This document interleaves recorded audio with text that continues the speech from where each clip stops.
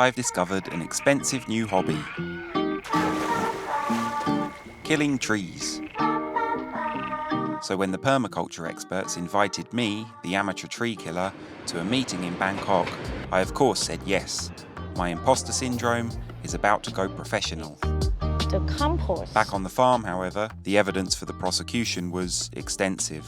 It's an issue because the price tag for this collection is $30,000. Let's for a moment just review the invoice. 5 years ago, we decided to assemble a permaculture-inspired farm from scratch, which left us with a shopping list. The land is worth roughly $10,000. Then we spent $3,000 for an excavator to carve out a lake, $1,500 for a solar pump, about $12,500 for a house, and $3,000 for a couple of animal enclosures. But the thing about a project like this is that $30,000 is just the entry fee. What it doesn't include are the years of ongoing costs, the plants, the animals, and the endless experiments. It's not a business plan, more of a lifestyle choice. It's money that, let's be honest, I'd otherwise be spending on something equally frivolous, like expanding my wardrobe of Hawaiian shirts or a collection of expensive Lego sets that I could have claimed are a financial investment if I hadn't ripped open the box. However, the most significant cost of all is time. We've poured years of our lives into this land. These trees have been growing for over 4 years, and that's why this is so worrying. When your expensive, time-consuming hobby starts failing right in front of you, and the prime suspect staring back from the reflection in the pond is you, what do? Then the universe decided to intervene. I got a phone call inviting me to meet with the committee planning the 16th International Permaculture Convergence being held in Thailand for the very first time. So I nervously packed my finest Hawaiian shirts, business casual, and braced myself for the concrete jungle. As much as I love living in the middle of nowhere, I have a soft spot for Bangkok. My night train dropped me off before sunrise, and with the city already humming and some time to kill, I found myself on a busy overpass where the true scale of the permaculture problem really hit me. This isn't just a crossroads in Bangkok, it's a turning point for the future of farming. Behind me, a system that feeds millions every day, a modern marvel that helped win the war on hunger, but at a huge cost to our planet's health. And just over the road are the seeds of what comes next. Later today, I'm due just a few hundred metres down that road to meet with the committee, but to understand their plans for the future, I wanted to pay my respects to the current system. I went to visit the city's colossal stomach, Khlong Toei market, one of the largest wet markets on the planet, open 24/7, feeding millions every single day. Now, in a previous video, I was pretty critical of industrial agriculture, and some people rightly pointed out I wasn't telling the whole story. So, let's do it. The Green Revolution changed farming forever. With its high-yield crops and synthetic fertilizer, it is estimated to have saved over 1 billion people from starvation. A market like this is a monument to that staggering human achievement. But acknowledging a victory doesn't mean ignoring its long-term costs. It was the perfect solution for the 20th century, but now that we've seen the damage it's doing to our soils, what's the solution for the 21st century? The permaculture world, with its small-scale homesteads and its fierce devotion to natural diversity, feels a million miles from this organised chaos. It has the ethics, but looking at this place, does it have the scale? Can permaculture find a role in this huge machine? The question is this the moment a grassroots revolution begins to lose its way, or the moment it finally gets the power to change the world? To even begin to answer that, you need to know who's pushing this whole thing forward. This incredible system runs on a logic of pure efficiency and profit, and that logic has its own unique language, one spoken in boardrooms, not barns. It's a language of growth and shareholder value. Even when forced to talk about sustainability, it's an alphabet soup of acronyms like ESGs and SDGs. That's a fundamental disconnect. How does a philosophy like permaculture, which talks about patterns in nature, start a meaningful conversation with a system that only cares about spreadsheets? Ooh, that all sounds terribly serious. It's crucial I don't get distracted. and the easiest way to get distracted is on an empty stomach. So, time for breakfast. This place isn't just a monument to an agricultural system, it's a testament to its workforce. And the engine that fuels Khlong Toei market runs in large part on Burmese workers. A timely reminder that international cooperation will be central to the upcoming permaculture event. Okay, thank you. And handily for me, wherever there are Burmese workers, there will be exceptional Burmese food. I was told the second floor of one of these buildings was the place to look. Would you like to try chicken curry? Okay, yes. From big side. Okay, yeah. This one? This one and tea leaf salad. And rice? Rice? Yeah, okay, thank you. Distracted by food. Honestly, it might be the overarching story of my life. Feel free to chisel that on my gravestone. With a full stomach and a clearer head, it's time to meet the team.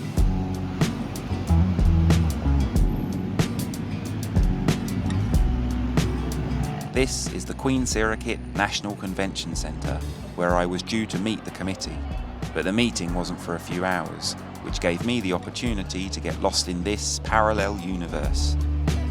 It's hard to describe the delightful madness of a Bangkok exhibition hall. It's part trade show, part science fair, and part fever dream. Strolling past grand cultural performances, cartoon mascots, and fashion choices even bolder than my Hawaiian shirts, I had to wonder, how on earth do you bring a philosophy based on observing a quiet garden into a world like this? On several of the big corporate displays, I saw those acronyms I've been thinking about, specifically the SDGs, the UN's Sustainable Development Goals. The corporate world loves an acronym, it's their native tongue, and there's a nagging feeling that it's a bit hollow. The big criticism is that it's greenwashing. The sentiment is lovely, but the substance is debatable. And then I found the most heartbreakingly ironic exhibit I could have hoped for. A totem of our time. SDG number 12, responsible consumption and production, individually wrapped in its own single-use plastic sleeve. It's so perfectly wrong, it could have been a piece of modern art titled Late-Stage Capitalism. A nice idea, completely lost in translation. Sticking with this exact example of producing a sustainable bag, what would be the right way to do it? Hello, I am Mark. I am the COO of Thai Moradok International Company. Moradok is the Thai word. In English, we call heritage, and our work is the basketry. Our material-based natural materials, such as the bamboo and lotus stalk. This is bamboo and the lotus stem. Actually, lotus, normally farmers, they cut lotus flowers and they cut lotus leaves to sell, but still have lotus stem left over agricultural waste in the local community. I see like mountain of lotus stem, and then they are burned it to destroy, and it's very easy to manage. We turn from the waste to product. Please follow Moradok in our Facebook page or Instagram. Moradok, Moradok. Absolutely nailed it. The Moradok team looked at a problem, a mountain of agricultural waste being burned, and saw a resource. So how did a group of young entrepreneurs pull this off? It turns out it helps to have a good teacher. One of their university professors also happens to be on the IPC committee. And finally, I got to meet them. Okay, meeting time. Must act normal. Don't say anything stupid.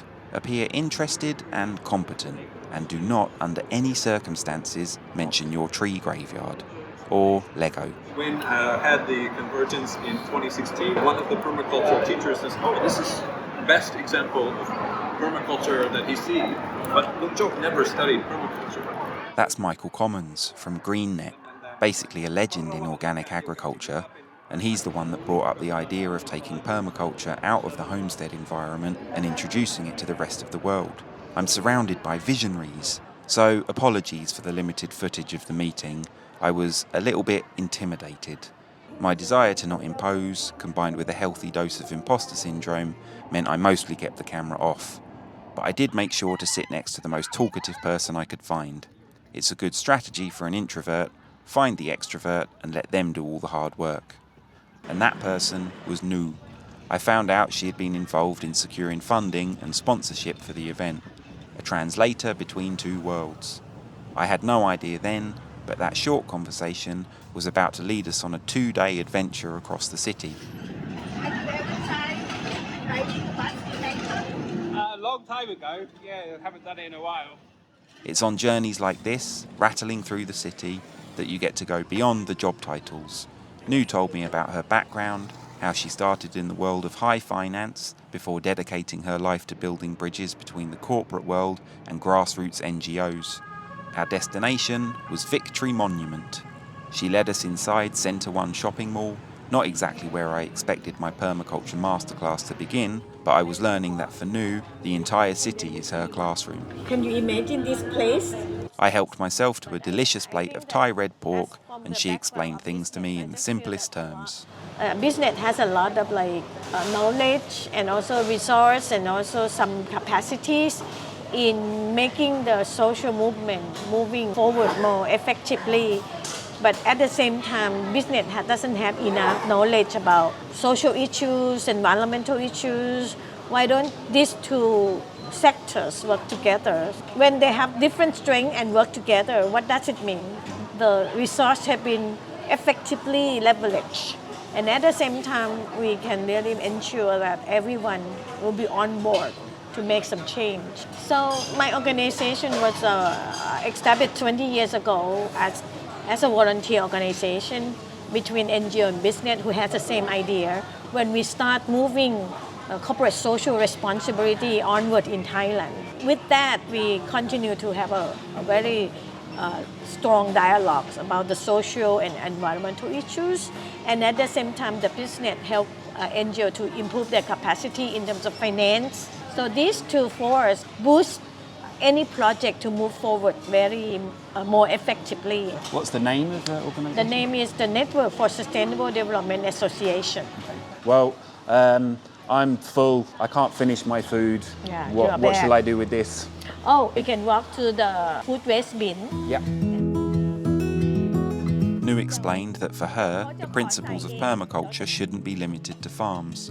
They're a design blueprint for anywhere. She struck a deal with the mall owner. Instead of trucking their waste to landfill, it would all be coming upstairs. Okay,ค่ะ.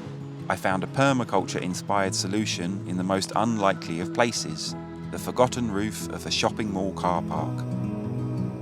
Overlooking the chaos of Bangkok, Nu laid out how it all began. After reading all the permacultures over that time, I just feel that Bangkok needs a lot of soil, needs a lot of compost fertilizers in order to make it possible to grow vegetable. And Bangkok has a lot of issues on waste, on space. When this car park building was built, the rooftop is no way no one come to park on the rooftop because it's too hot. The space become empty. The problem is in the past, managing 200 kilograms of food waste a day is very difficult. Eventually we think that, okay, let's turn it into compost then. 200 kilograms a day, can you imagine in 1 year how many tons of compost we have? And we don't have enough space to really wait for 2 months for have the compost to be ready. Eventually, we get the funding from innovation agencies to invent the auto compost machine. We have to invent it by ourselves because if we go to buy the auto composter, it costs a lot. For 50 kilograms, it can cost like 1.5 million baht.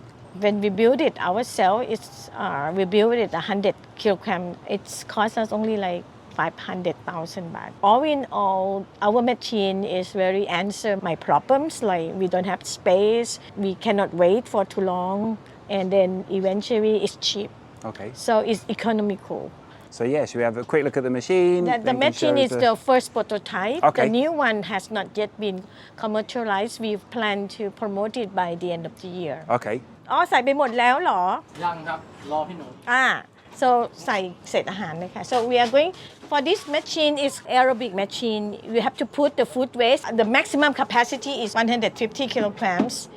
Let it here for 14 days. It will turn into this kind of compost and keep on spinning. Yeah. Turn on the machine every day, once a day. So we cannot really afford to buy 30 machines because we have 200 kilograms a day. we need to do some kinds of operational and management. We use it as the mixer, mixing machine, and then we put into this basket for a few days, and then we turn it back to that machine in order to spin, in order to create oxygen into it. And that is what permaculture design looks like when you take it off the homestead and bring it to the city. She didn't just add a garden to a roof, she redesigned the entire space as a system. Standard composting is slow, and space here is at a premium. So, look at this design. The garden beds are raised, which not only saves your back when you're harvesting, but it creates a sheltered workshop underneath. Hello. All these baskets of maturing compost are protected from the rain, allowing for perfectly controlled moisture levels. It's a classic permaculture concept. Every element should have multiple functions. Here, the garden beds are both the growing space and the roof for the compost factory below. With the soil production solved, the final piece of the puzzle was what to do with the produce. The food court below uses far too much volume for a garden this size to ever supply them directly. This wasn't designed to be a closed loop for this mall. This rooftop was the prototype to prove the system worked. So, to make it financially viable, Nu had to find other customers. Before we decide what vegetable we have to grow, we are talking to our customer, what kind of vegetable they would like to have. The salad is the option they want us to grow, and they said that if you grow salad, I'm going to buy it from you. This is a kale that we grow for sell it at the Villa Market. And also the rosemary, we grow it for Villa Supermarket. And also over there it's thyme and oregano that we grow it for the market. Other than the supermarkets, who else do you sell to? You sell Actually, to private... people come to buy it from the farm. They come in with the basket and then they harvest it by themselves. Okay. And also some of them pre-order. We announce it on Sunday that what kind of vegetable available, and they can come and pick it up on Wednesday. This place is amazing. How do you then go and convince a CEO of a bigger company about how they can implement this kind of thing on a larger scale? We have a lot of things that I have to explain to the business. It's quite challenging in terms of like how to prove to them in terms of numbers on the return on investments and also the return on social and environmental investment. Let's go to another farm and then you will see by yourself how the return can be translated. I was excited to see the next step, our first stop, W Hotel. From the outside, it's this beautiful traditional Thai building, dwarfed by the glass and steel of the city. And inside, it's not the world of permaculture, it's a chic design, craft cocktails, and meticulous brand management.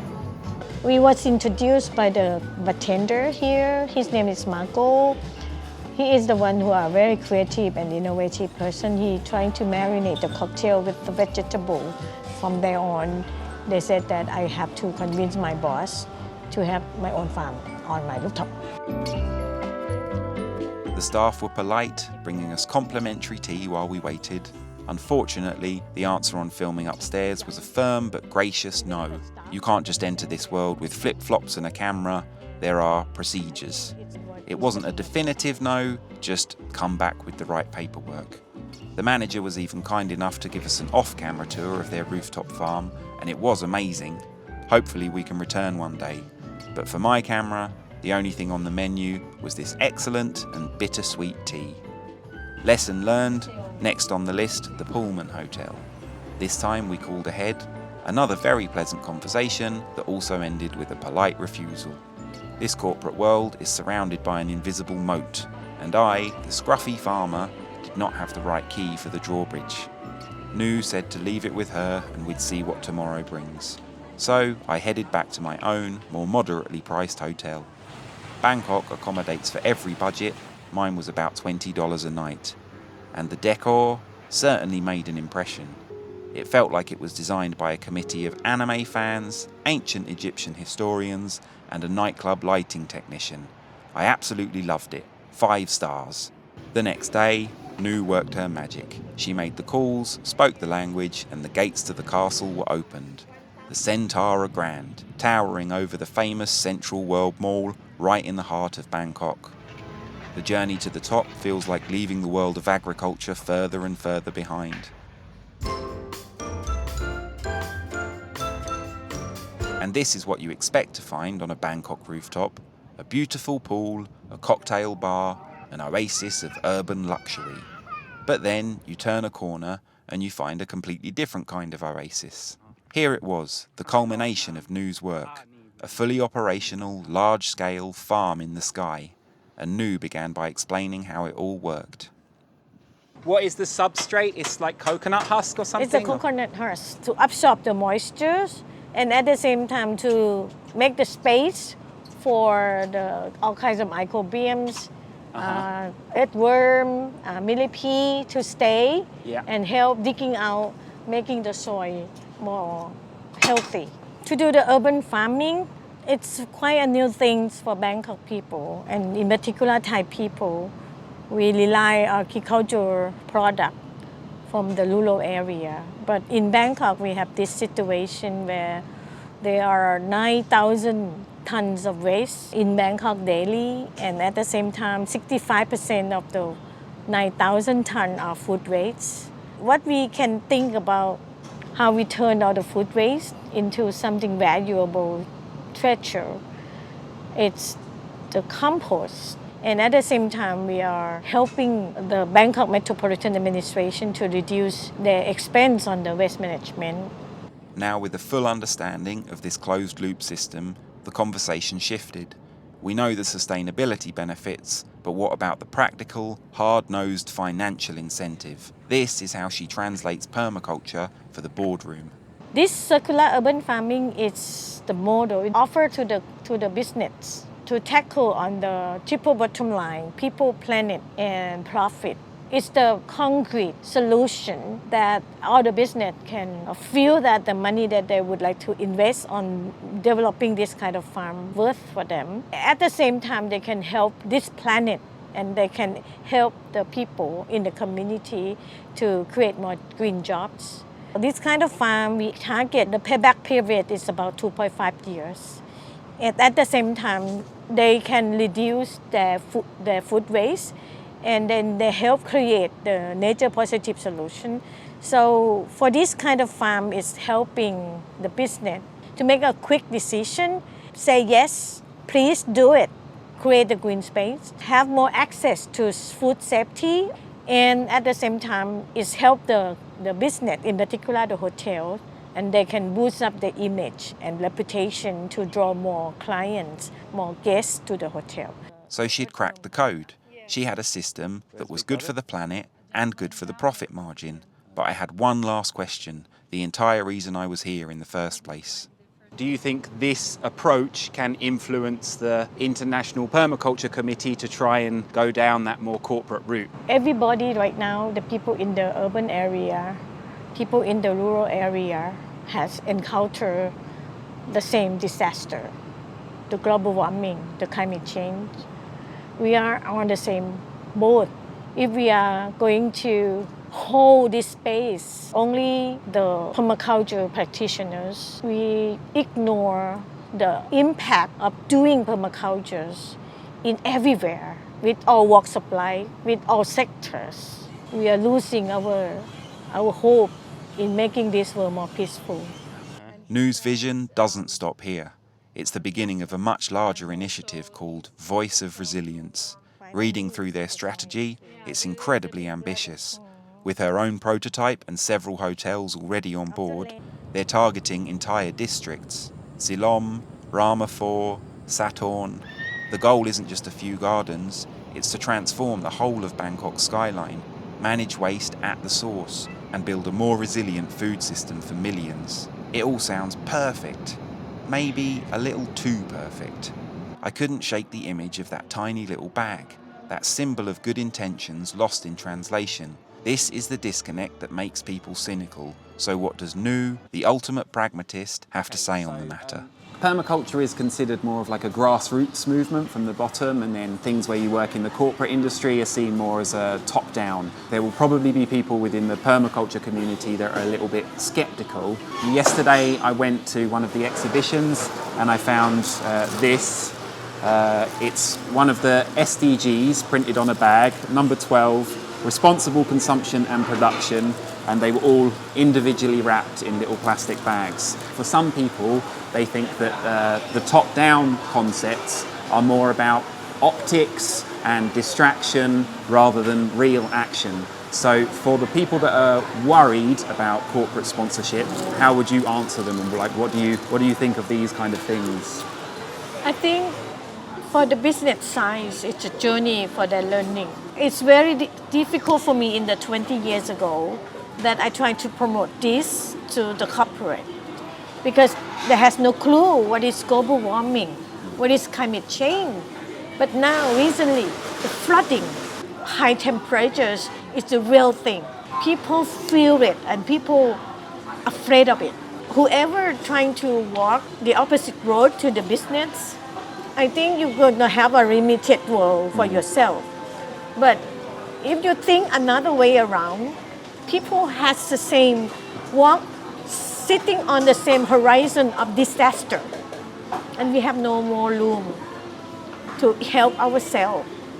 Business has a lot of rooms for improvement and they have the willingness now. It's not 20 years ago and it's time now for all of us to work with them. Everyone should practice permaculture in my opinion. Her words stuck with me. Everyone should practice permaculture. Not in a dogmatic sense, just practice. It's easy for a cynic like me to mock and dismiss these things as corporate fluff. But when you see a father taking a moment to teach his daughter about these big, complicated ideas, it isn't perfect, but it's an attempt, a good start. And then I thought about the rest of the team I'd just met. On this occasion, I followed a single thread of this story, and it was incredible. But every single person in this picture has a story just as inspiring. I hope they'll let me continue to tell all their stories, so please leave a comment if you'd like to see more. I was leaving Bangkok feeling tentatively hopeful, convinced that trying to bridge these worlds, despite all the complexity, was a conversation worth having. And with this profound, uplifting thought, the universe sent me what I initially believed to be a cynical metaphor. Look at that, a heartless system, literally confiscating joy from a small child. The smile wiped clean off their face. Brilliant. Come on, kid, cry. A powerful image of the man winning again. Oh, they've got uninflated replacements. Okay, so it's less a heartless system and more a mildly inconvenient but ultimately well-prepared system governed by health and safety. The villain is administrative foresight? That's not quite as punchy. No easy answers then, no clear-cut moral, just a slightly confused child holding a limp balloon. I guess I'll just head back home with the exact same expression. I hopped on the night train back to the farm, to my collection of organically produced sticks. But the trees don't feel like a failure anymore, they feel like an expensive education. And now I have a few more numbers in my phone. I'll make a follow-up video about what I think happened to these trees, but hopefully some new friends can help me understand too. I've come back from Bangkok with a new job. My role, I hope, is to also be a translator. My contribution to this amazing group of people isn't going to be agricultural expertise. I'd be happy just to share their stories. Hopefully without too many rambling, sarcastic asides, but no promises.